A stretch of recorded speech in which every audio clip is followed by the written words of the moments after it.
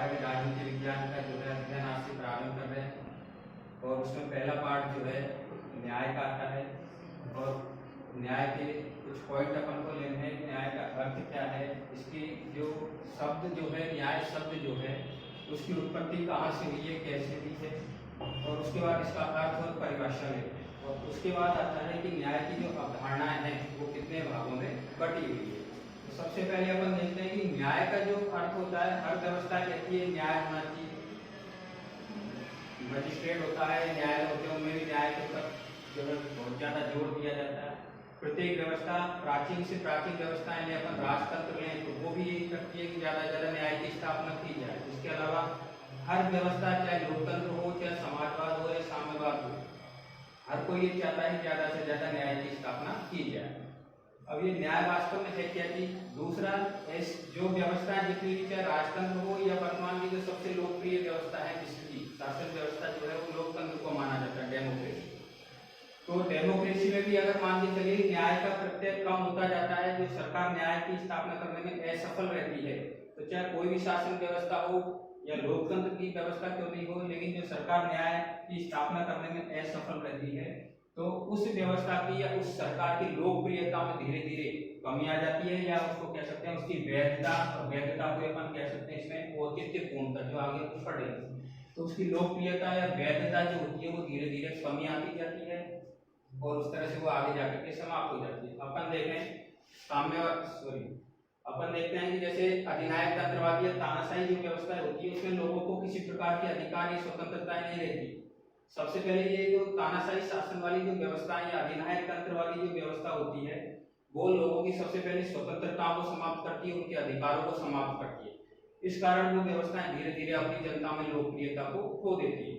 इसका अगर दूसरे शब्दों में अपन कह सकते हैं कि जो तानाशाही शासन जो होता है वो न्याय की स्थापना करने में क्या होता है, असफल रहता है। इसलिए वो तानाशाही जितनी शासन व्यवस्था है, अपने पास ऐतिहासिक उदाहरण है कई, तो वो व्यवस्थाएं ज्यादा दिन तक अपने संचालन नहीं हो पाती, वो धीरे धीरे अपनी लोकप्रियता कम हो जाती है उनकी और धीरे धीरे वो समाप्ति की ओर चली जाती है।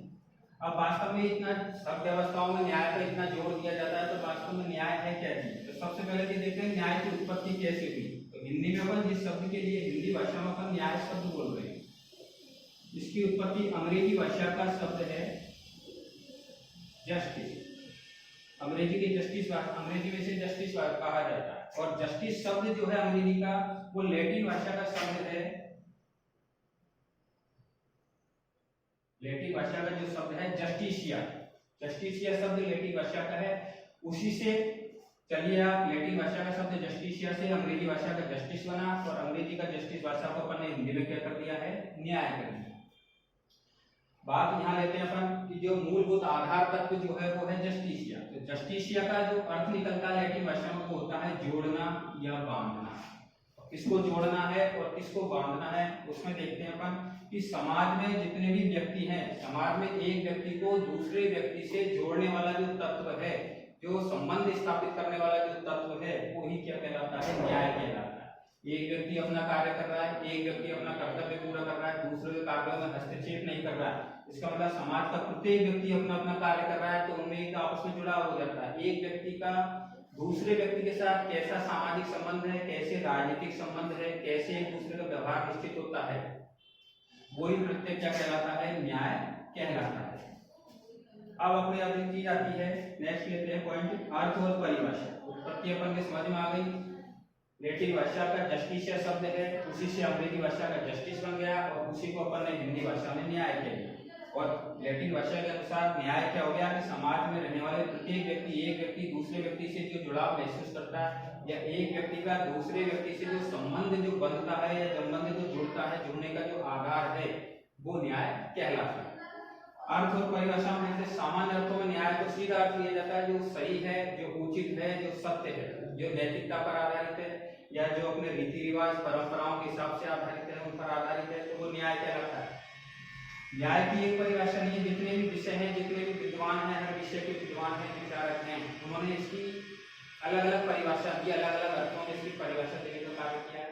लेकिन उनका जब निचोड़ निकालते हैं, जब सारांश अपन निकालेंगे, तो उनका सारांश एक ही आता है लास्ट में जाकर।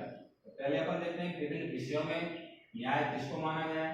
विषयों की बात करें अपन, धर्मशास्त्र की बात करें तो धर्मशास्त्र ये कहता है कि शुद्ध कर्म या उचित या अच्छे कर्म जो कर रहा है व्यक्ति की, वो ही क्या कहलाता है, न्याय कहलाता है। धर्मशास्त्र के अनुसार अच्छे कर्म करना या सत्यता पर या ईमानदारी पर आधारित कर्म करना ही न्याय कहलाता है। दूसरा आता है विधि शास्त्र। विधि शास्त्र कानूनों का पालन करने को ही न्याय मानता है, यानी जो भी राज्य के द्वारा, समाज के द्वारा जो कानून बनाए गए हैं, हर व्यक्ति उनका पालन करे। समाज में उदाहरण के लिए कहते हैं चोरी नहीं करना, एक कानून है, सामाजिक कानून। एक व्यक्ति चोरी करता है तो इसका मतलब क्या नहीं कर रहा, क्या कर रहा है, वो विधि शास्त्र के अनुसार कानूनों का पालन नहीं कर रहा, तो इसका मतलब वहां न्याय नहीं है, वहां क्या स्थापित हो रहा है, अन्याय स्थापित हो रहा है। ठीक है, तो एक व्यक्ति ऐसा करता है या अनेक व्यक्ति ऐसा करते हैं तो व्यक्ति के अंदर न्याय की स्थापना नहीं है। न्याय के आधार पर जो भी गुण है, हर विषय के अनुसार जो गुण निश्चित किए गए हैं, उन गुणों के आधार पर व्यक्ति अपना पालन नहीं कर रहा है या अपना कर्म नहीं कर रहा है, तो इस हिसाब से देखें तो वो व्यक्तियों से मिलकर के ही जब बड़ी संस्था समाज बनती है, तो जो व्यक्तियों के अंदर ही समाज में रहने वाले एक व्यक्ति या दो व्यक्ति या अनेक व्यक्ति की बात करें अपन, एक व्यक्ति ही न्याय पर आधारित नहीं है तो समाज में भी न्याय स्थापित नहीं होगा। तो इसका मतलब न्याय तो अपन देखें तो दो अर्थों में कर सकते हैं। न्याय व्यक्ति का निजी चारित्रिक गुण भी होता है और एक समाज या समाज का भी बड़ा रूप होता है, राज्य या राष्ट्र कहते हैं, उसका भी क्या माना जाता है, एक आधारभूत अनिवार्य तत्व न्याय को जो है माना गया है। इसीलिए यहाँ हमने बताया था कि प्रत्येक व्यवस्था न्याय की स्थापना करने का प्रयास करती है। दर्शन शास्त्र जो है वो ये कहता है कि नैतिकता को ही न्याय मानता है। जो भी कार्य है वो नैतिकता के अनुसार सही होने चाहिए, सद्गुण पर आधारित होने चाहिए। नैतिकता क्या होती है, बड़ों का सम्मान करना, सत्य बोलना, ईमानदारी पूर्ण आचरण करना, अपने कर्तव्यों का पालन करना, बड़ों के प्रति छोटों के प्रति जो भी कर्तव्य है उनका पालन करना, समाज के नियमों को, रीति रिवाज, परंपराओं का पालन करना, ये सारी चीजें क्या हो जाती है, किसमें आ जाती है, नैतिकता में आ जाती है।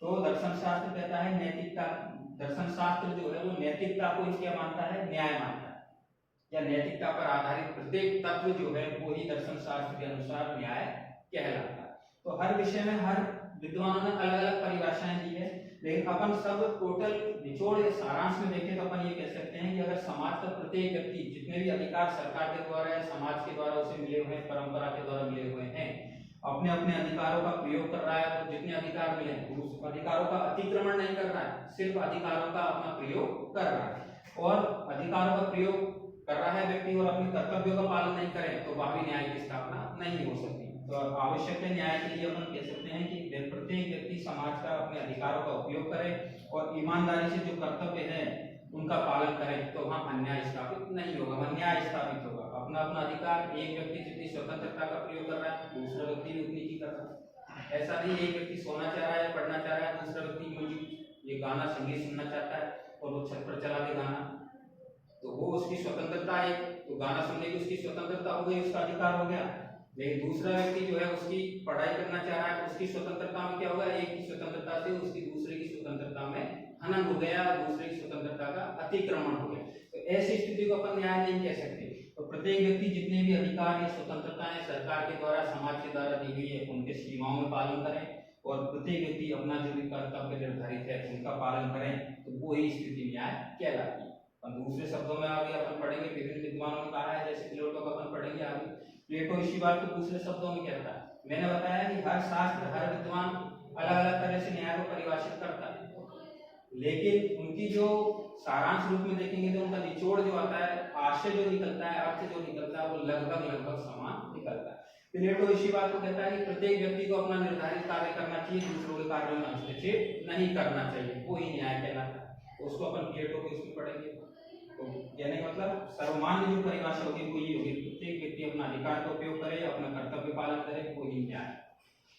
न्याय को तीसरा पॉइंट कहते हैं अपन कि न्याय को अपन दो भागों में बांट सकते हैं। दो अवधारणाएं हैं अपने पास, एक तो पाश्चात्य अवधारणा या पश्चिमी अवधारणा। तो पाश्चात्य अवधारणा या पश्चिमी अवधारणा जो होती है, भारत के अलावा जो भी जितने भी विद्वान या विचारक हुए हैं उन सबको अपन पाश्चात्य या पश्चिमी विचारक कहते हैं। तो उनके द्वारा जो सिद्धांत, जो अवधारणाएं अपने सामने रखी गई है, उनको अपन सीधे ही एक शब्द ले लेते हैं, पाश्चात्य या पश्चिमी अवधारणा। तो उनमें कौन कौन से विद्वान अपनी किताबों में दिए गए हैं, उनका अध्ययन अपन करना। प्लेटो है, अरस्तु है, जीएस मिल है, बेंथम है, हुम है, जॉन रॉल्स है, ये सारे पाश्चात्य विचारक हैं। तो इनका अपन को इसमें अध्ययन करना है। दूसरी अवधारणा आती है भारतीय अवधारणा। जितने भी अंतर्राष्ट्रीय विद्वान हैं उनको छोड़कर अपन अपने देश के विद्वानों की बात करें तो उसको अपन एक ही अवधारणा में रख दिया, भारतीय अवधारणा। तो भारतीय अवधारणा में जो आते हैं मनु, कौटिल्य, विदुर, भारद्वाज, बृहस्पति, शुक्रदेव या सोमदेव, ये सारे विद्वान जो है वो भारतीय विद्वान है और इन्होंने जो है न्याय पर अपने अपने विचार प्रकट किए। इन विद्वानों में देखें अपन तो मनु और कौटिल्य दो विद्वान ऐसे हैं जो न्याय के लिए कहते हैं कि जहाँ न्याय स्थापित नहीं होता है, जो व्यक्ति समाज के रहने वाला जो व्यक्ति न्याय के विपरीत आचरण करता है तो उसके लिए शासक वर्ग को या राज्य को जो है अपने दंड शक्ति का प्रयोग करना चाहिए।